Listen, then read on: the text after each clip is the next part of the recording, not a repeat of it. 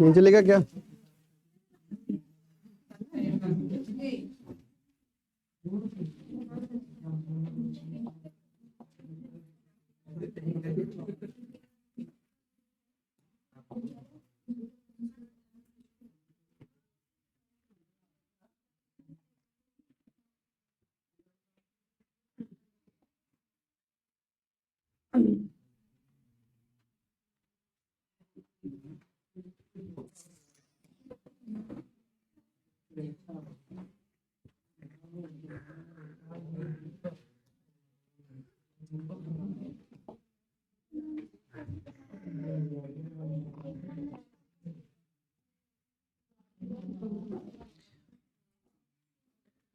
लिए आप सभी का एक बार फिर से अवध कंपटीशन सेंटर में बहुत बहुत स्वागत है। आज की क्लास में हम लोग शायद पूरी तरह से खत्म कर लेंगे अलंकार को। कौन कौन सा अलंकार अब तक पढ़ चुके हैं हम लोग? अर्धालंकार में कितने अलंकार पढ़े हैं? कौन कौन से?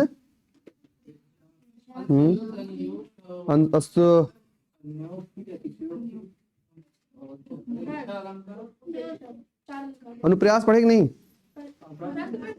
अच्छा, उसमें शब्दालंकार में पढ़े, ठीक है। अर्थालंकार में 4 अलंकार हो। कौन सा अलंकार पढ़ना है अब? रूपक। हेडिंग डाल लीजिए रूपक अलंकार।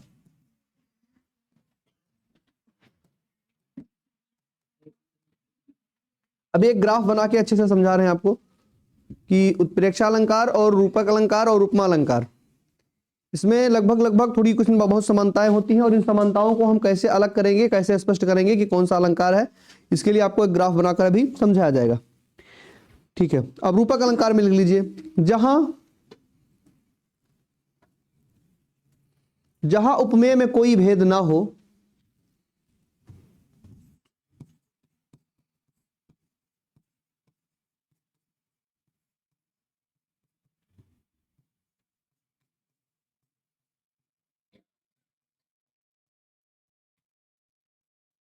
जहां उपमेय में कोई भेद ना हो। उपमेय का मतलब जिसकी तुलना की जाए, जिससे तुलना की जाए, जिसकी। जैसे राधा रति के समान सुंदर है, तो राधा क्या है? राधा उपमेय है। पक्का है? ठीक है।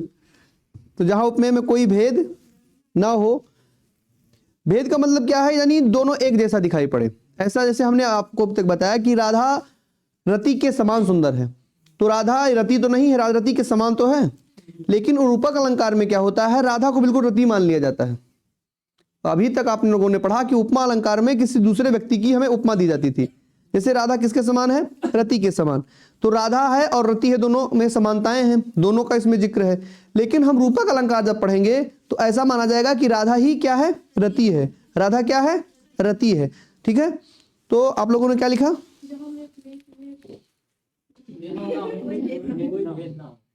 यानी दोनों एक जैसा दिखाई पड़े, यानी दोनों एक जैसा दिखाई पड़े।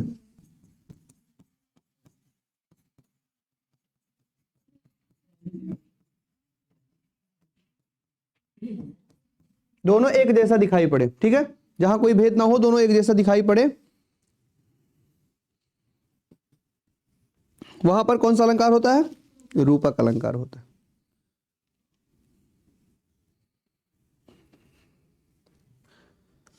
उपमेय में कोई भेद ना हो, दोनों एक की तरह प्रतीत हो, वहां पर कौन सा अलंकार होता है?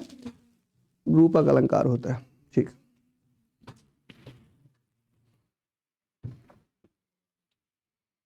हो गया?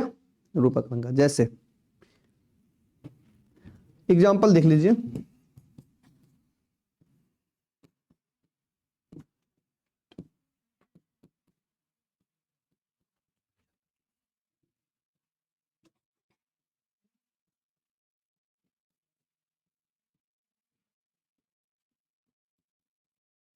मैया मैं तो चंद्र खिलौना लाई हूं, यानी जो चंद्रमा दिख रहा है उसका कोई फोटो कॉपी हमें नहीं चाहिए, बिल्कुल हमें वही चांद ही चाहिए। जैसे जो चांद वहां ऊपर दिख रहा है वही चांद हमें नीचे चाहिए, यानी इसमें कोई हमें समानता नहीं चाहिए कि उसकी तरह हमें कुछ मिल जाए या उसके जैसा कुछ मिल जाए।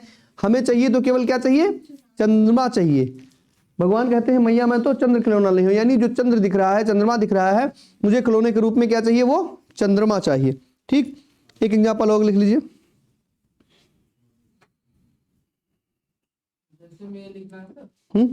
हाँ लिख लीजिए एग्जाम्पल में, जैसे मैया मैं तो चंद्र खिलौना लाई हूं।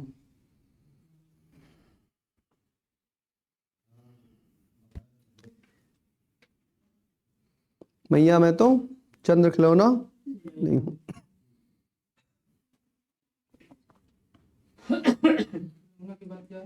लय हो, ला पे ए की मात्रा लय हो, मैया मैं तो चंद्र खिलौना लय हो। ठीक, एक और लिख लीजिए, पायूं जी मैं तो राम रतन धन पायो।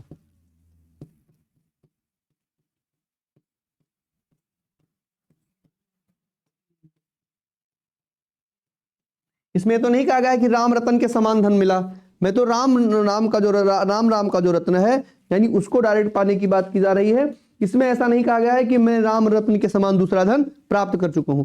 के समान अगर लगेगा वहां कौन सा अलंकार होगा, कल मैंने लिखाया था ना आप लोगों को, वाचक शब्द सा सी से के समान सम आदि शब्द हैं, तो वहां कौन सा रहेगा, उपमा। अगर कहीं के समान लिखा है तो आपको ढूंढने की जरूरत ही नहीं, टिक मार दीजिए तुरंत। लेकिन अगर बिल्कुल डिक्टो, डिक्टो को मतलब जो आप पढ़ रहे हैं बिल्कुल उसी तरह समझ में आ रहा है कि मैं पायो जी मैं तो राम रतन धन पायो, उसमें के समान के लावा की तरह तो कुछ नहीं है। राम रतन धन मतलब राम के नाम का धन, बिल्कुल डिक्टो वही चीज है, तो हमारा वो कौन सा अलंकार हो जाएगा, रूपक अलंकार हो जाएगा। ठीक,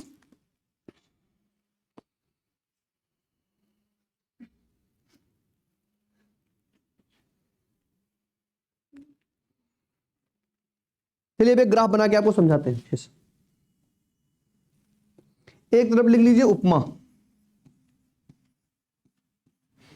किसी का फोन आ रहा है क्या,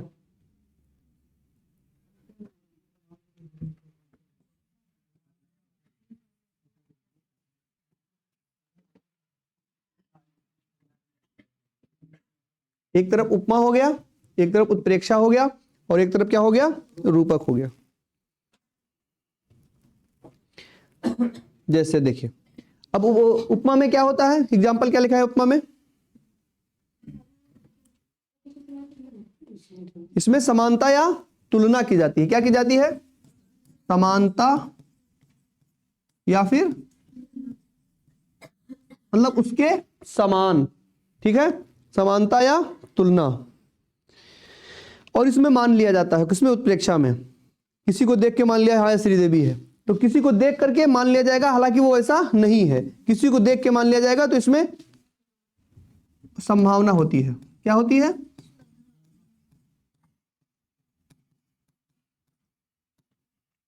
अब दो चीज आप लोगों ने देखा, एक में तो क्या होता है, समानता होती है, और दूसरे में संभावना होती है,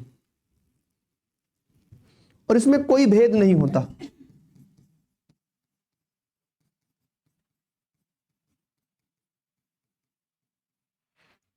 उपमा में क्या होती है हमारी, समानता। पहले देख लीजिए, समझ लीजिए, नहीं समझ में नहीं आएगा लिखिएगा खूब अच्छे से।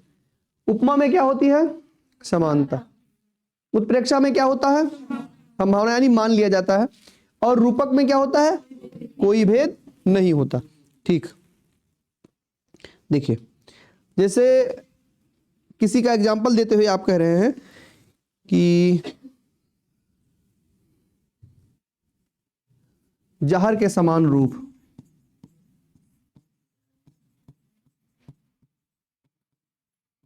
जहर के समान रूप, एग्जाम्पल समझिए पहले। तो इसमें किसके समान है, जहर तो है नहीं, उसके समान है। ठीक, ठीक है, किसके समान है, जहर। तो इसमें क्या माना गया है, यानी समानता दर्शाई गई है कि एक तरफ जहर का मतलब हम देखे ही नहीं है जहर, लेकिन अब जो सामने आ रहा है जहर का मतलब ये होता है, जहर का मतलब गड़बड़ कुछ नहीं है। जहर का एक दूसरा मतलब बहुत ही आप कह सकते हैं कर्मठ, ठीक है, मतलब कहता नहीं कतई जहर काम किया है इसने, बहुत ही कर्मठता। तो जहर के समान रूप, यानी जो उसका रूप है वो बहुत ही अच्छा है। और उत्प्रेक्षा में कहेगा कि मुख मानो क्या, नहीं ठीक है, इसी से समझिए। उपमा में हमारा क्या हो गया, समानता दिखाई गई जहर के समान। और उत्प्रेक्षा में क्या हो गया, उसमें संभावना की जा रही है कि इसका मुख मानो किसकी तरह है, जहर की तरह, ठीक है। और लेकिन अब आप क्या पढ़ेंगे, रूपक, तो इसमें सीधा क्या कहा जाएगा,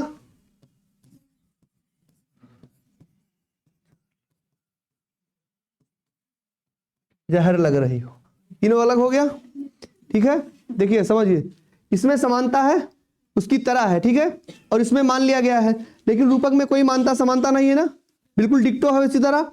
ये सेम आपको कंसेप्ट समझना है, एक ही लाइन में तीनों आपका क्लियर हो गया। किसी को डाउट है कोई, जो आपको समझ में आ रहा है उसी में समझाएंगे तभी तो समझ पाएंगे, अपनी भाषा में समझाएंगे नहीं जान पाएंगे।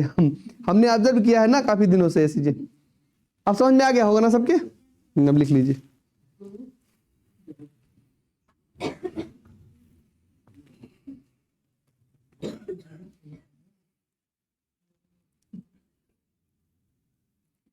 क्यों हंस रहे हो भाई,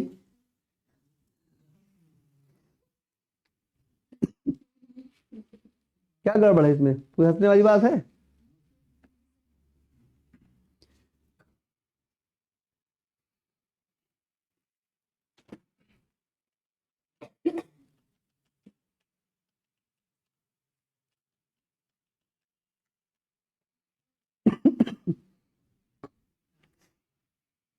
हो गया, हो गया, अब तो नहीं बाकी कुछ, चलिए ठीक।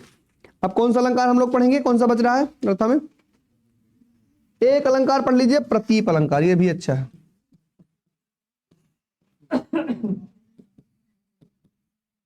कौन सा अलंकार? प्रतीप अलंकार, ठीक है।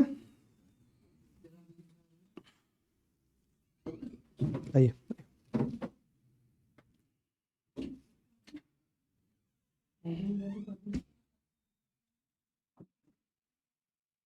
अजय से बैठिए।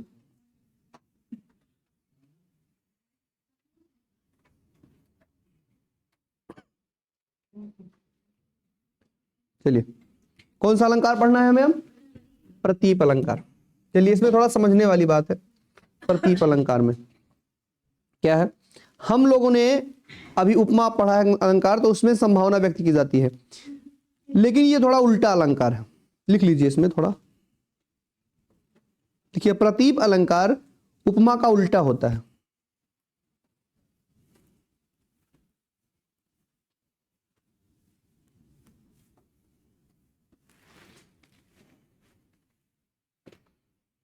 क्या लिखा? प्रतीप अलंकार उपमा का क्या होता है, उल्टा होता है। प्रतीप अलंकार क्या होता है, उपमा का उल्टा होता है। इसमें उपमेय उपमान हो जाता है,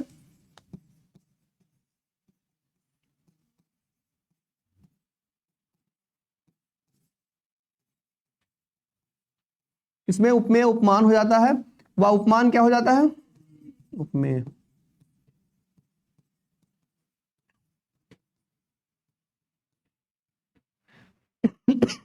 उपमेय उपमान हो जाता है, वह उपमान उपमेय हो जाता है। चलिए, अब आप लोग अच्छे से समझा रहे हैं। देखिए, हम एक शब्द लिख रहे हैं, ठीक है, तो आप लोगों को बताना ये कौन सा अलंकार है। जैसे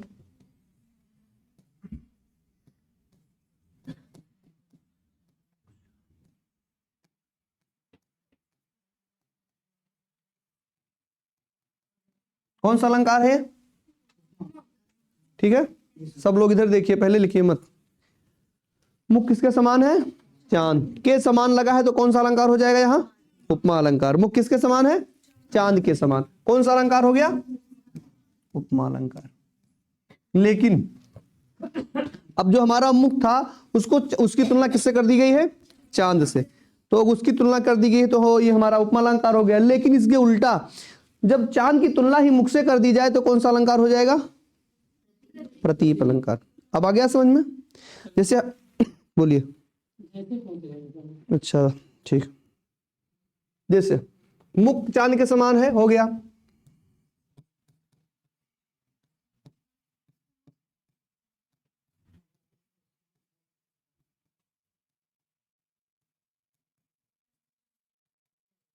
अब यहां कौन सा, यानी पहले तो मुख की तुलना चांद से की गई, ठीक। और अब यहां तो पूरा लोक सीमा से परे है कि चांद की तुलना किससे कर दी गई? मुख से कर दी गई। तो इसमें उपमा क्या हो गया? उल्टा हो गया। तो जब उल्टा होता है तो कौन सा अलंकार होगा हमारा? प्रतीप अलंकार। किसी को डाउट है कोई? यानी प्रतीप अलंकार किसका उल्टा होता है? उपमा अलंकार का। तो लिख लीजिए प्रतीप।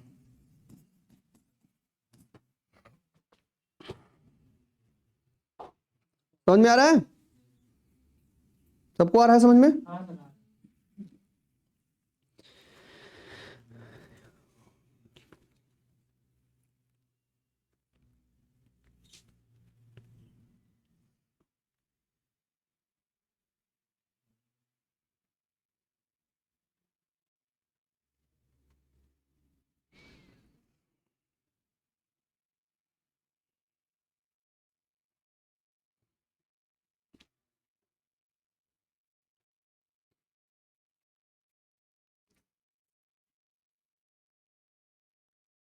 हो गया।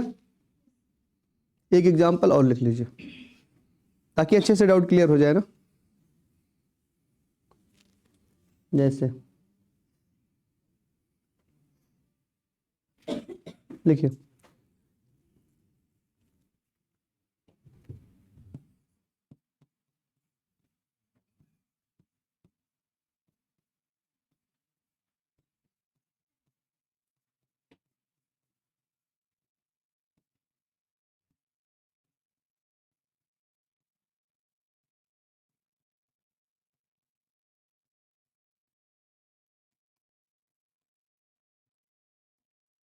माँ के कुछ उपकारों का दुनिया में कोई अंत नहीं।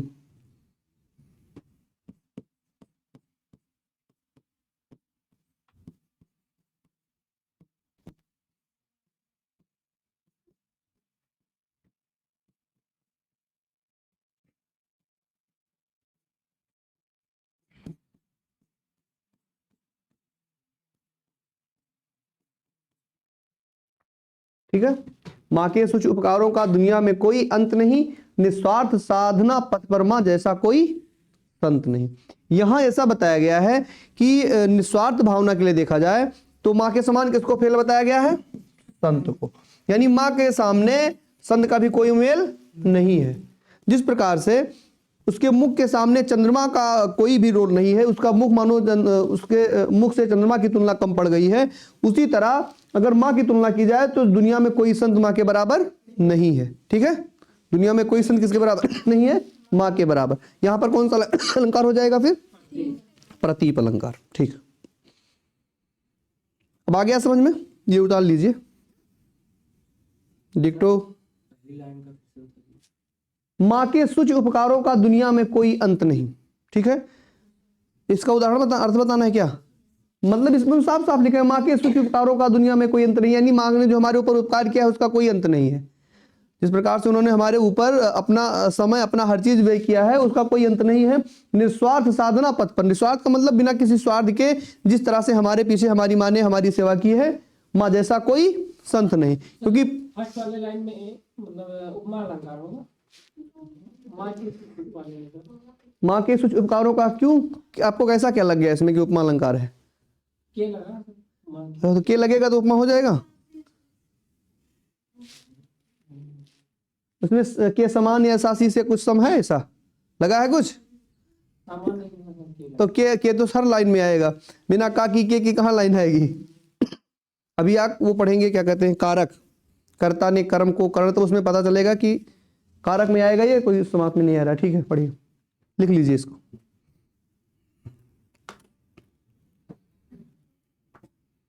लिख लिया? ठीक। ये क्लियर हो गया हमारा। अब आप कर लेंगे इसको, प्रतीप अलंकार कर लेंगे। किसी को कोई डाउट है तो बताओ, फिर से समझाएं। कोई डाउट है किसी को? अब देखिए एक दूसरा जिसको कहते हैं हम दृष्टांत, लिखाए हैं दृष्टांत, दृष्टांत अलंकार। कौन सा अलंकार? दृष्टांत। दृष्टांत का मतलब क्या होता है? दृष्टांत का मतलब क्या होता है? दृष्टांत का सामान्य अर्थ।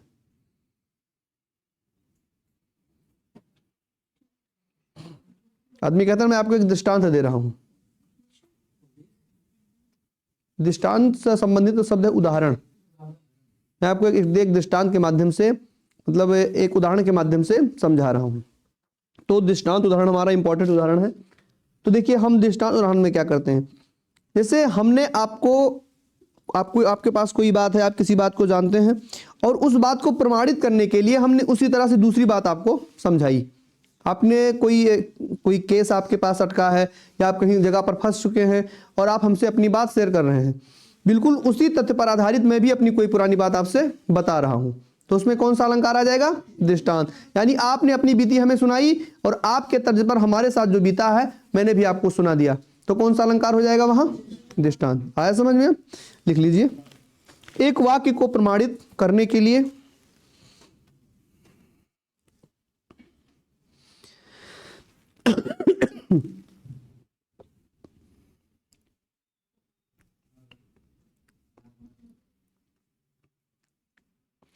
एक वाक्य को प्रमाणित करने के लिए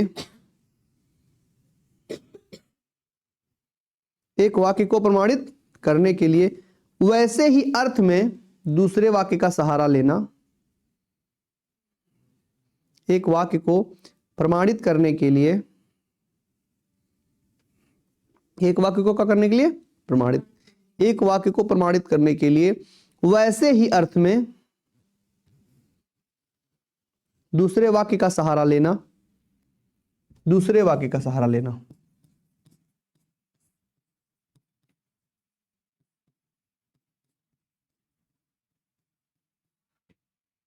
दूसरे वाक्य का सहारा लेना कौन सा अलंकार कहलाता है? कौन सा अलंकार? दृष्टांत अलंकार। तो दृष्टांत अलंकार कहलाता है।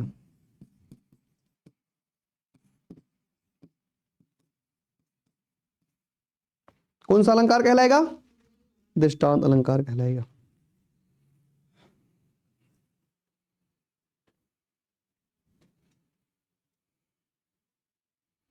कोई एग्जांपल बता सकता है इसका?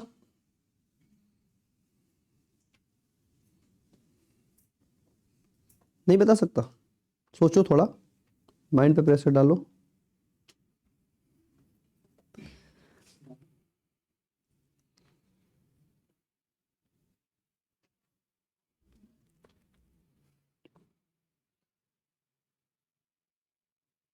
चलिए मैं आपको एक एग्जांपल दे रहा हूं एक दोहे के माध्यम से,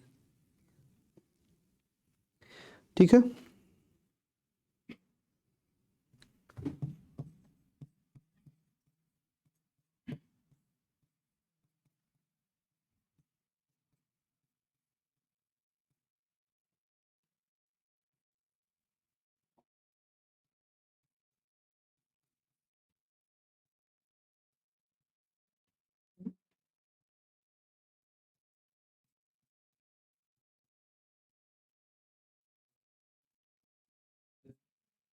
बिगड़ी बात बने नहीं, लाख करो किम कोय।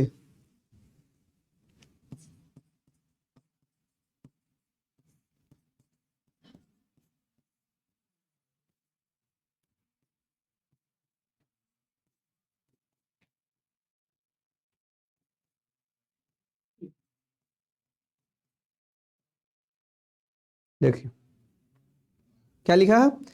बिगड़ी बात बने नहीं, लाख करो किम कोय, रहीमन फाटे दूध का मथे न माखन होए।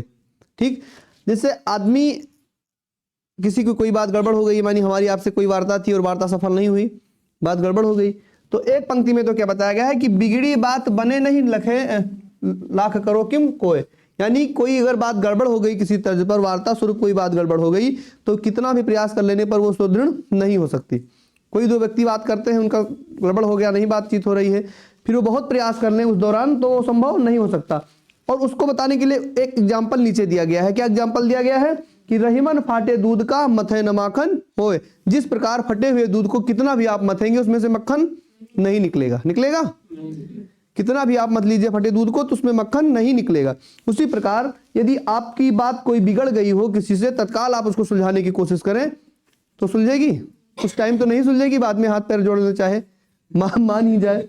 तो तत्काल एग्जाम्पल इसमें क्या दिया गया है कि एक चीज को समझाने के लिए जब दूसरे चीज का उसी संदर्भ में दृष्टांत दिया जाता है तो वहां कौन सा अलंकार होता है? दृष्टांत अलंकार। अब आ गया समझ में?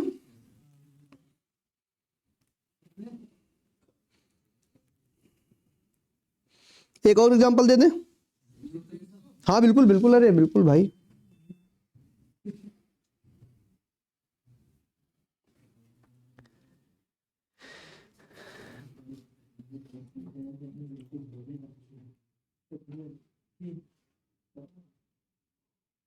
हो गया?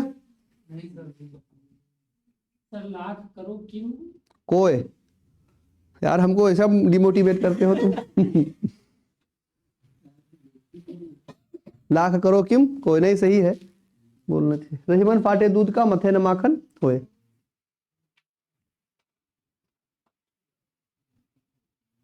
कितना दिन बचा आप लोगों का अभी? 6 तारीख है। किसी का 17 को होगा, किसी का 18 को होगा, केवल 16 तारीख तक डेट है आपकी। ऐसा तो नहीं सबका 17 को या 17 को 18 को होगा। 16 को लास्ट क्लास चलेगी आपकी, विदाई समारोह है उस दिन। जो काम पहले डाले उनको पहला हो। ऐसा कुछ भी नहीं। अब तो अल्फाबेटिकल सिस्टम भी नहीं है कि ए वाले जो हैं, बी वाले जो हैं, सी वाले, ऐसा कुछ नहीं। 4 शिफ्ट में सबका पेपर होना है 2 दिन में। हो गया? जी देखिए एक और एग्जांपल देख लीजिए। दिखाएं रहने दें तो दूसरा अलंकार बताए। लिखिए।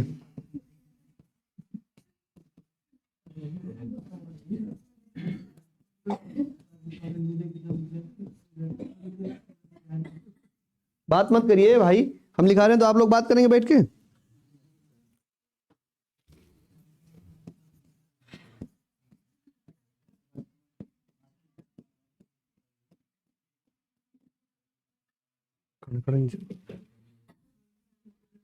कणकण जोरे मन जुरे खावत निबरे सोए।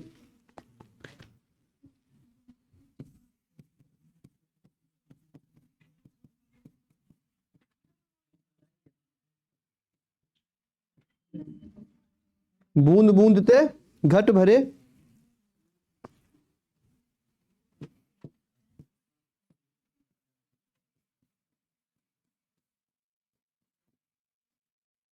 ठीक। देखिए पहले समझ लीजिए फिर लिखिए। कण कण जोरे मन जुरे खावत निबरे सोए, उसमें एग्जाम्पल के लिए बताया गया है बूंद बूंद ते घट भरे टपकत रीतो होए। इसमें कहा गया है कि अगर आप एक एक पैसा इकट्ठा करेंगे, एक एक पैसा जोड़ेंगे, बूंद बूंद ते कण कण ते जोरे मन, कण कण जोरे मन जुरे खावत निबरे सोए। हाँ, यानी एक एक पैसा जब आप इकट्ठा करेंगे तब जाकर आपकी आवश्यकता पूरी होगी। यानी अगर आपको धन अर्जित करना है तो आपको क्या करना पड़ेगा? एक एक पैसा इकट्ठा करना पड़ेगा। लेकिन अगर आप इकट्ठा नहीं कर रहे हैं, केवल उसमें से खर्च कर रहे हैं, यानी केवल खाने का काम कर रहे हैं, कमाने का काम नहीं कर रहे हैं, तो क्या होगा? जैसे बूंद बूंद ते घट भरे टपकत रीतो होए। अगर किसी घड़े में एक एक बूंद पानी डाला जाएगा तो एक दिन वो भर जाएगा, लेकिन अगर उसमें पानी न डाला जाए और एक एक बूंद नीचे टपका करे तो भरेगा? खाली हो जाएगा। तो दृष्टांत यानी एग्जाम्पल देने के लिए जीवन में ये पंक्ति हमें बताई गई है। कौन सा अलंकार हो जाएगा यहाँ फिर? दृष्टांत अलंकार। ठीक जी। हाँ, कड़कड़ है बिल्कुल, पूर्णोक्त प्रकाश अलंकार भी है इसमें। Very good.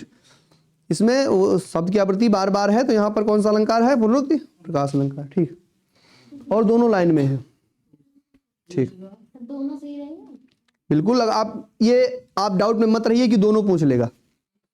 अगर उस या तो उसमें पुनरुक्ति प्रकाश ऑप्शन में नहीं रखेगा और या फिर दृष्टांत ऑप्शन में नहीं रखेगा, इसके लिए आप डाउट क्लियर कर दीजिए। क्योंकि ऐसा होता है पिछली 2-3 पेपर में तो हाई कोर्ट में चुनौती दे दिए हैं बोर्ड को लोग, उनके ऊपर भी केस हो जाता है। तो उनको भी अपनी जिम्मेदारी समझनी है, इसलिए आपको डाउट में नहीं रहना है। एक ही ऑप्शन आएगा जो सही रहेगा।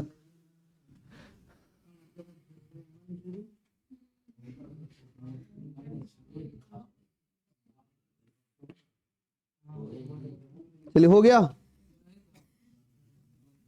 ज्यादा लिखने की जरूरत नहीं है, पहले समझिए अच्छे से।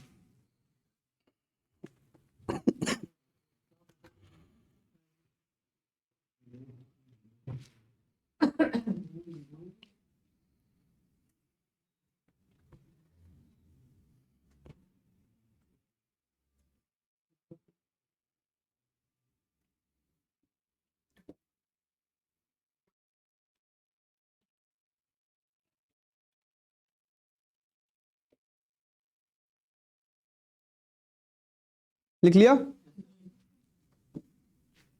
आप देखिए, अब एक दूसरा अलंकार हम लोग पढ़ेंगे, उल्लेख अलंकार। कौन सा अलंकार?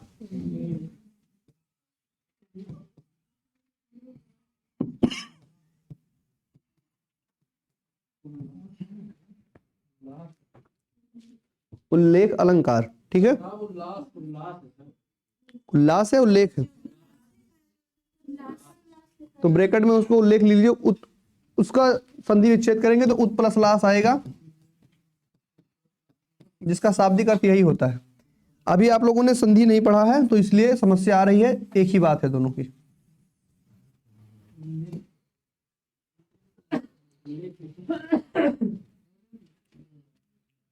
जो आप लोगों ने लिखा हो वही लिख लीजिए, इसमें कोई डाउट नहीं, दोनों एक ही चीज है। इसमें क्या होता है, एक सिंपल सी बात है। इसमें उल्लेख अलंकार में क्या होता है, इसमें एक वस्तु का कई रूप में वर्णन होता है, ठीक है।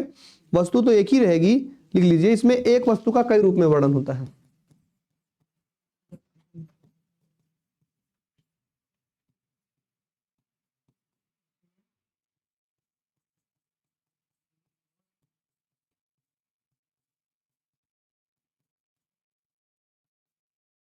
इसमें एक वस्तु का कई रूपों में वर्णन होता है।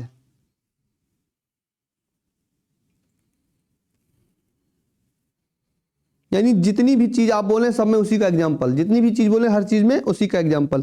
तो एक व्यक्ति का कई रूपों में उल्लेख होता है, तो उसमें कौन सा अलंकार पाया जाएगा? हमारा उल्लेख अलंकार। जैसे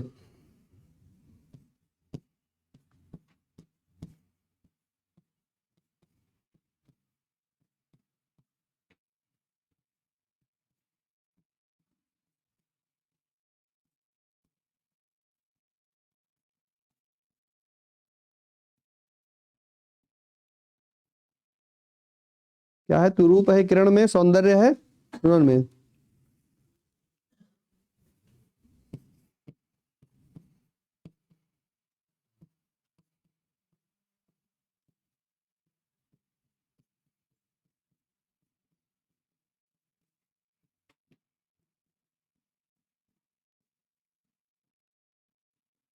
देख रहे हैं?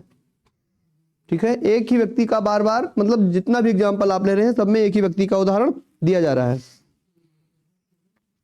तू रूप है किरण में, सौंदर्य है सुमन में, तू प्राण है पवन में, विस्तार है गगन में। यानी है क्या? केवल एक तू ही तो है इसमें, शब्द तो केवल तू है, जिसके लिए भी इंडिकेट हो। तो उसमें उसी व्यक्ति के लिए कितना उदाहरण दिया गया?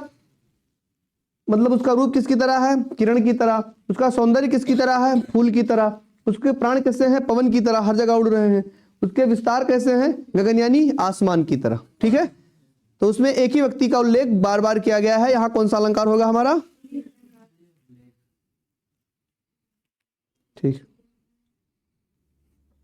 ज्यादा लिखने पर नहीं, समझने फोकस करिए, ज्यादा सही रहेगा।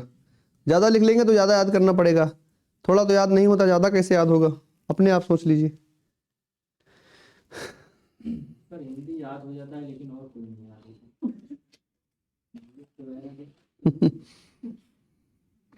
हम इंग्लिश के टीचर हैं तो आपको हिंदी याद करके पढ़ा रहे हैं, आप लोगों को क्यों नहीं याद होता? हाँ, गगन में, विस्तार है गगन में। ये पढ़ा करो तो याद।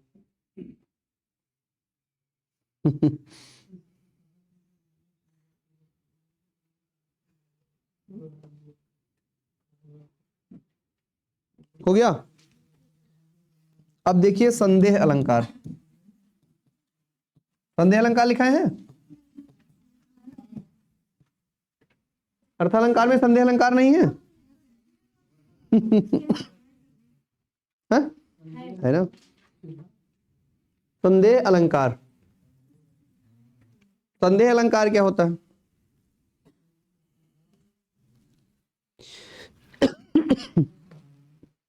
संदेह अलंकार में क्या होता है? उपमेय और उपमान में अत्यधिक समानता होने के कारण यदि कोई संदेह नहीं प्रकट होता है तो वहां कौन सा अलंकार होता है? ठीक, जैसे मान लीजिए यह है ताजमहल, क्या है? ताजमहल, और ये बीबी का मकबरा, दोनों एक ही चीज है लगभग लगभग। ये भी पत्नी के लिए बना, लेकिन ये भी, इसको घटिया ताजमहल कहते हैं। हाँ वास्तव में इसको इतिहास में इसको घटिया ताजमहल के, क्योंकि शाहजहां की बीबी ने जबरदस्ती बनवाया था। जब जबरदस्ती बनवाओगे कैसा बनेगा? घटिया ही तो बनेगा। और ये औरंगजेब ने बनवाया था अपनी बीबी के लिए, और ये किसने बनवाया था? शाहजहां ने बनवाया था। तो शाहजहां ने अपनी स्वेच्छा से बनवाया था और औरंगजेब ने जबरदस्ती बनवाया था। जबरदस्ती उसको कोचे थी, हमारे लिए भी बनवाओ, हमारे लिए भी बनवाओ। उसने एक ही दिन में बनवा दिया और उसका नाम हुआ घटिया ताजमहल। ठीक है, देखिए, लेकिन एग्जाम्पल के लिए समझिए। और दोनों बिल्कुल एक ही तरह ऐसा लगे कि आप स्पष्ट ना कर पाए कि कौन सा ताजमहल है, कौन सा बीबी का मकबरा है। ठीक है, जब मतलब कोई भी चीज एक ही तरह से दोनों समान रूप से लगने लगे, उसमें अंतर स्पष्ट कर पाना मुश्किल हो जाए, तो वहां कौन सा अलंकार हो जाएगा? संदेह। अब आए समझ में? वहाँ संदेह रहे, वहाँ संदेह अलंकार। बस बस बस,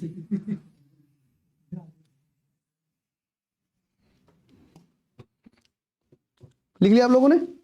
लिखिए, उपमेय व उपमान में, उपमेय व उपमान में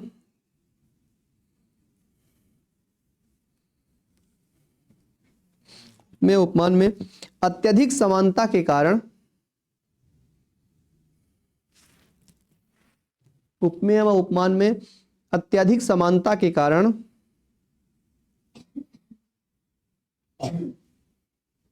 भेद ना कर पाना, उपमेय व उपमान में अत्यधिक समानता के कारण भेद ना कर पाना कौन सा अलंकार कहलाता है? संदेह अलंकार कहलाता है।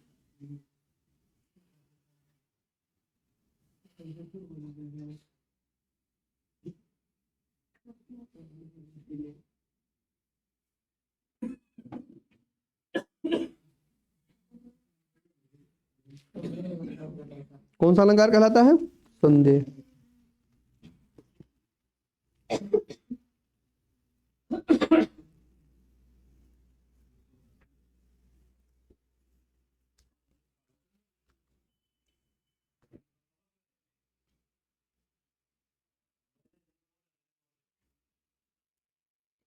देखिए, इसकी एक ट्रिक है, इसको कैसे आप पहचानेंगे, क्योंकि वैसे भी इसमें पहचानना मुश्किल होता है, तो इसलिए इसके लिए ट्रिक बनाई गई है ताकि आसानी से आप एक सेकंड में पहचान सकें। वैसे तो आप पहचानते रहेंगे, नहीं समझ में आएगा कौन सा कौन अलंकार है।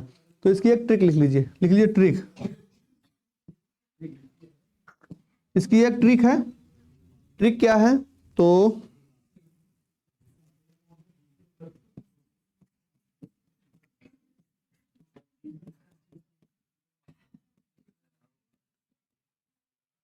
या, की, कै, कैंधो, किंबा या, की, कै, कैंधो, किंबा। जहां आपको ये चीज दिख जाए, या, की, कै, कैंधो, किंबा, बहुत अच्छी ट्रिक है। इससे आप तत्काल, इससे ज्यादा नहीं आएगा ना इसमें, इसलिए ट्रिक लिखा दिया गया है। या, की, कै, कैंधो, किंबा, जब ये चीज आप देखेंगे तो आसानी से आप समझ जाएंगे कि इसमें कौन सा अलंकार है? संदेह अलंकार। ठीक, जैसे कोई व्यक्ति कहता है, एक एग्जांपल छोटा सा ले लेते हैं।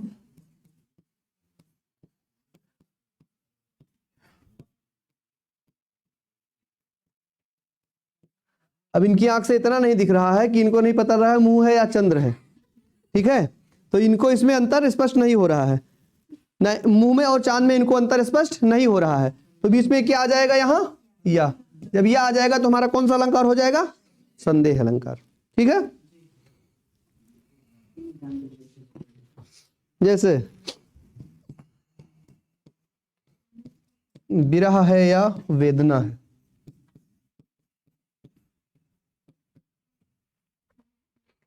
विरह का मतलब कोई छोड़ के चला गया, आप रो रहे हैं, उसको विरह कहते हैं। और वेदना का मतलब अपने दुख से रो रहे हैं, उसको वेदना कहते हैं। लेकिन इसमें अंतर कैसे स्पष्ट हो पाएगा? आपको पता है कि कोई छोड़ के गया तब रो रहे हैं कि वैसे रो रहे हैं? तो इसमें अगर या लगा रहेगा या फिर इनमें से कोई शब्द लगा रहेगा तो आप लोग कैसे पहचान जाएंगे कौन सा अलंकार है? ट्रिक के माध्यम, संदेह अलंकार। ठीक है, ये भी समझ में आ गया? संदेह अलंकार आ गया समझ में? हो गया? ठीक, अब लिखिए भ्रांतिमान अलंकार।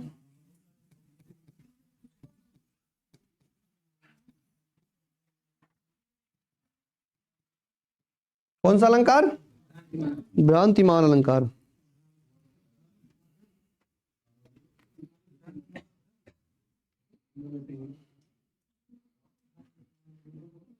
क्या हुआ?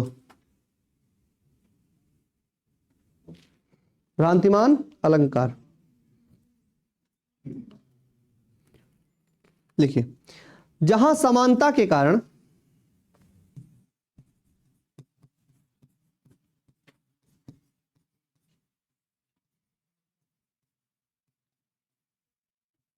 जहां समानता के कारण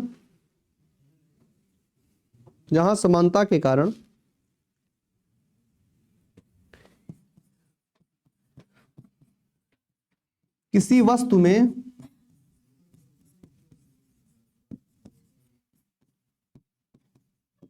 अन्य वस्तु का भ्रम हो जाए,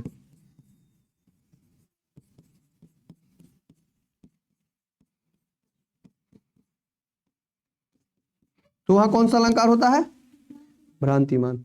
जैसे आप लोगों ने अभी देखा इस अलंकार में, संदेह अलंकार में, कि इतनी समानता होती है कि व्यक्ति को संदेह होने लगता है कि ये वाला है कि ये वाला है। ठीक है, पहले समझ लीजिए संदेह अलंकार में क्या था। संदेह अलंकार में समानता इतनी ज्यादा हो गई थी कि व्यक्ति ये नहीं समझ पा रहा था कि ये ए वाला है या बी वाला है, यानी दोनों एक ही तरह लग रहा है। जबकि भ्रांतिमान अलंकार में क्या होता है? भ्रांतिमान अलंकार में समानता तो होती है, लेकिन समानता के आधार पर आदमी गेस करते करते दूसरा की गेस कर लेता है। ठीक है, भ्रांति का मतलब यह होता है, मैं आपको एग्जांपल देके समझाता हूं। जैसे कोई रास्ते में एक रस्सी पड़ी है, ठीक, काली रस्सी है, और आप अचानक बाइक से गए और रस्सी नहीं समझ में आई, आपको क्या लगा? क्या पड़ा है? सांप पड़ा है। मतलब रस्सी और सांप में इतनी समानता है कि आपको क्या भ्रम उत्पन्न हो गया कि ये क्या है? सांप। यानी दूसरा से तीसरा भय आप अलग चले गए, रस्सी नहीं जान पाए और आप क्या जान गए? क्या है? ये सांप है। क्योंकि सांप में रस्सी में थोड़ी उसमें समानता दिख रही है, क्योंकि सांप की तरह वो काला था और वो पड़ा था सड़क पर, इसलिए आपके मन में क्या भय आया कि ये क्या हो सकता है? सांप हो सकता है। यहां कौन सा अलंकार होगा हमारा? भ्रांतिमान अलंकार। ठीक है, लिख लीजिए, ये भी लिख लीजिए, रस्सी है या, यही एग्जाम्पल लिख लीजिए, रस्सी है या सांप।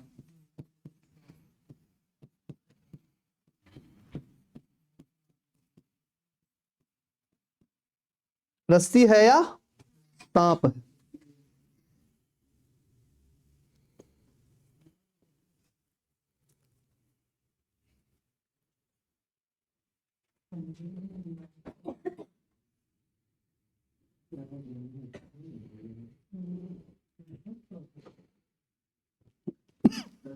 ये दोनों तो एक ही तरह दिख रहे हैं। जैसे संदेह अलंकार और ये संदेह अलंकार में क्या होता है? संदेह अलंकार में आपको दो ही चीज के माध्यम से ये पता होता है कि हाँ ये भी है, ये भी है, लेकिन आप क्या करते हैं? अंतर नहीं स्पष्ट कर पाते हैं। जबकि भ्रांतिमान अलंकार में क्या होता है? आपको एक चीज पता होता है, लेकिन आप भ्रम से दूसरी चीज का पता लगा लेते हैं। अब समझिए, पहले आपने बता दिया तो क्लियर कर दे, इसलिए एग्जाम्पल भी और लिखा देंगे। संदेह अलंकार में क्या होता है? दोनों चीजें आपके सामने होती हैं। ठीक है, जैसे मान लीजिए ये ए है और ये बी है, दोनों आपके सामने होती हैं। जैसे मैंने एग्जांपल दिया था कि ताजमहल और बीबी का मकबरा आप दोनों देख रहे हैं, दोनों अगल बगल है, दोनों आपके सामने है, लेकिन उसमें कुछ समानताएं ऐसी हैं कि उससे आप ये नहीं पता कर पाएंगे कि कौन सा बीबी का मकबरा है, कौन सा ताजमहल है। मतलब स्थिति सबको पता है, अलग अलग है, लेकिन स्थिति कुछ ऐसी हो जाए कि आप ये क्लियर ना कर पाए कि कौन सा ये वाला है, कौन सा ये वाला है। यानी दोनों आपके सामने भी हो, फिर भी आप क्लियर नहीं कर पाए कि इसमें कौन कौन अंतर है। तो वहां कौन सा अलंकार होगा? संदेह अलंकार। लेकिन आपके सामने एक रस्सी पड़ी है, तो रस्सी के अलावा कोई दूसरा तो नहीं है।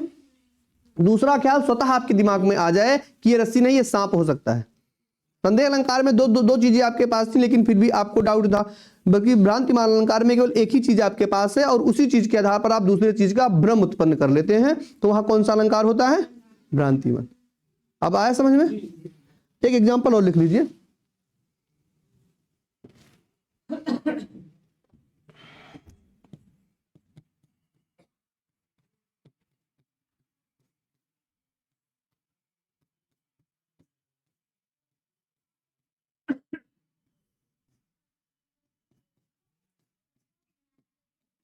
जैसे बीज दांडिम का समझकर भ्रांति से।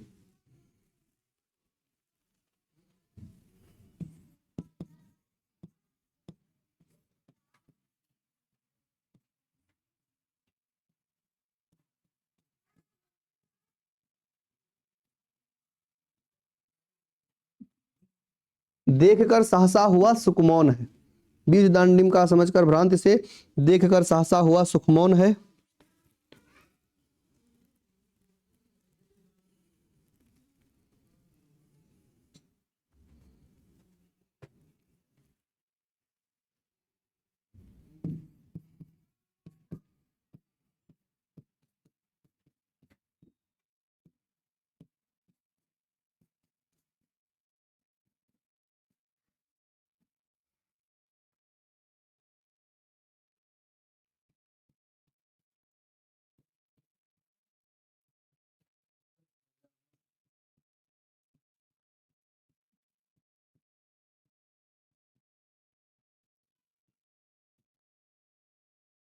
क्या बात है? देखिए अभी पूछेंगे तब क्या सुखमौन है। देखकर सहसा हुआ सुखमौन है। बीज दांडिम का समझकर भ्रांति से, देखकर सहसा हुआ सुखमौन है। नाक का मोती अधर की क्रांति से, सोचता कि दूसरा सुख कौन है। देखिए इसका मतलब कोई बता सकता है? इसका मतलब पढ़ के कोई नहीं बता सकता?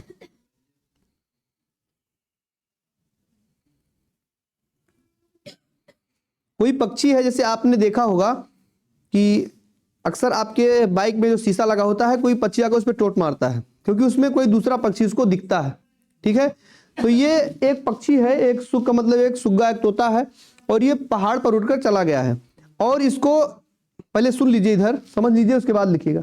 एक पक्षी है, ये पहाड़ पर उड़ करके चला गया है और पहाड़ पर उसे एक परछाई दिखी अपनी। तो जब परछाई से दिखी तो ये उस परछाई को चोंच मारने लगा, क्योंकि इसी की तरह उसके लाल लाल दांडिम थे, यानी चोंच थी, और इसी की तरह पूरी तरह से उसकी बनावट थी। तो इसको भ्रम पैदा हो गया कि हमारी तरह से कोई दूसरा पक्षी भी यहाँ आ गया है। ठीक है, इसको क्या भ्रम पैदा होगा कि हमारी तरह से ही कोई दूसरा पक्षी भी यहाँ आ गया है। तो इसलिए यहाँ पर हमारा कौन सा अलंकार हो जाएगा? भ्रांतिमान अलंकार। ठीक, तीसरी लाइन क्या है? नाक का मोती अधर की क्रांति से।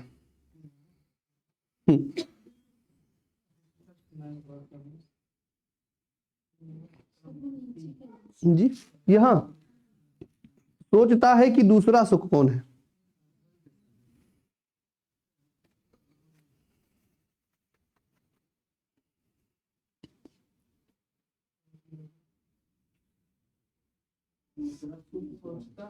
सुख का मतलब तोता। नाक का मोती अधर की क्रांति से, सोचता है दूसरा सुख कौन है।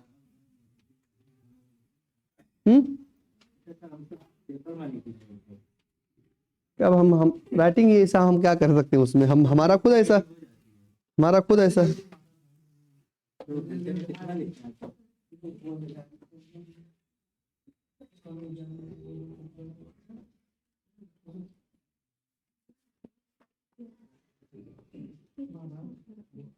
ठीक है, हो गया इधर।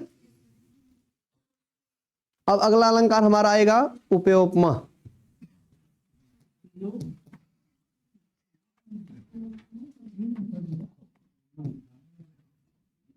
उपेय उपमा, ठीक है। उपेय उपमा है यार, उपेय उपमा है। देखिए उपेय उपमा लिखा है कि नहीं है? नहीं लिखा है उपय उपमा? दूसरा रूप तो नहीं है। नहीं यही है, भूल गए होंगे। इसका दूसरा रूप नहीं है, बिल्कुल यही है, डिक्टो। उपय उपमा आपको पढ़ना चाहिए क्योंकि इसमें उपमा अलंकार और उसके साथ साथ प्रतीप अलंकार दोनों एक साथ मिले होते हैं। जी नहीं, सर 14 हो गया फिर। जितना बढ़ेगा उतना और ऐड कर लीजिए एक्स्ट्रा।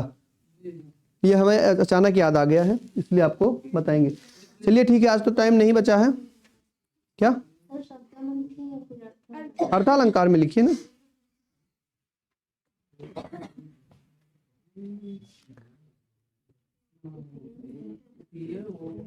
उपय उपमा। या है ना? या के बाद पा है। और क्या हो सकता है तुम्हारे हिसाब से? उपेयोपमा ये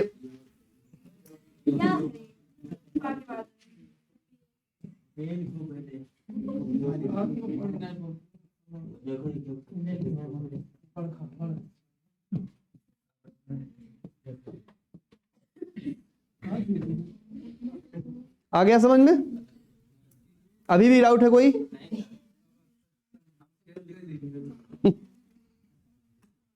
चलिए ठीक है, अब कल देखेंगे बाकी चीजें हैं।